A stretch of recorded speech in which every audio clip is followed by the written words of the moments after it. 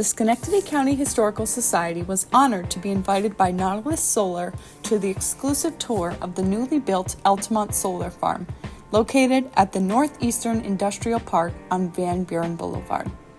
Nautilus Solar was founded in 2006, and it is a pioneering company in community solar, providing clean energy to homes and businesses in local communities across the United States to over 11,000 subscribers.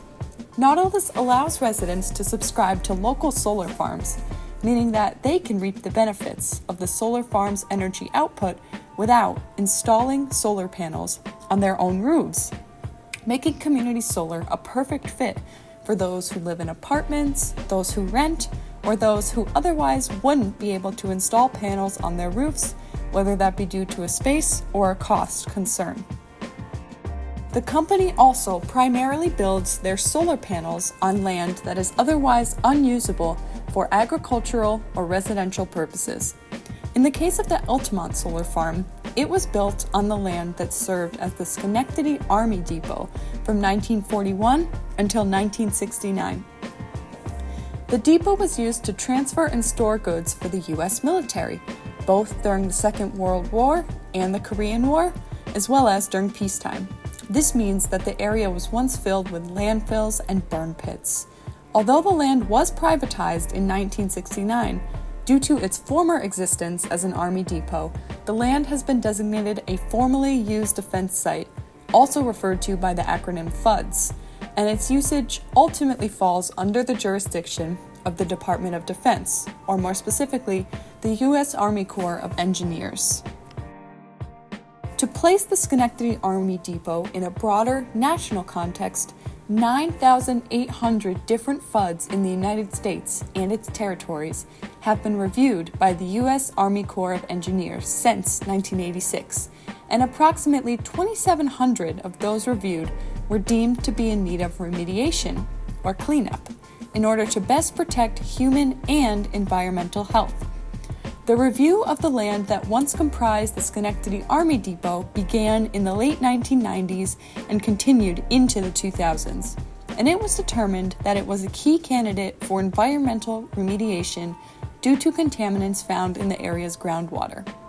Gregory Gopfert was named the project manager of all cleanup operations at the site, and in an article published by the Altamont Enterprise in 2016, Gopfert estimated that the federal government has spent $4 million on testing, defining, monitoring, capping, and cleaning up the 9 sites at the old depot considered a risk to human health and labeled as areas of concern, or AOCs. Ultimately, after the capping of the groundwater and thorough cleaning of the area took place, it was deemed no longer hazardous, but it is still limited to solely industrial use. That is where Nautilus Solar comes in. Nautilus has very cleverly repurposed a large portion of the FUD site, utilizing the space to harness a clean, sustainable, and affordable energy source. According to the project manager of the Altamont Solar Farm construction, this is the first time a solar farm was constructed on a former FUD site in the nation. Our local area is at the forefront of a new path forward for clean energy generation and efficient land usage. The landscape and FUDS designation of the area complicated the construction process for the Nautilus team, as all of the wiring that works to generate energy from the solar panels is usually installed underground, which was not possible in this case. They came up with an innovative solution, where the wiring is actually above ground. Construction on this new 2.25 megawatt solar farm took the better part of 7 months, but it is officially complete and it will be coming online by the end of the summer. This story ultimately reminds us of the environmental impacts of warfare, the need for innovative solutions to problems of preservation and conservation, and the importance of understanding a land's history in order to find the most apt ways to use it in the present and in the future. There are many intersections between environmentalism and historic preservation, and as a result, Nautilus Solar's mission ultimately aligns very closely with our own mission here at the SCHS and the Maybe Farm Historic Site. Once again, we thank Nautilus for inviting us to join the exclusive tour of the new solar farm.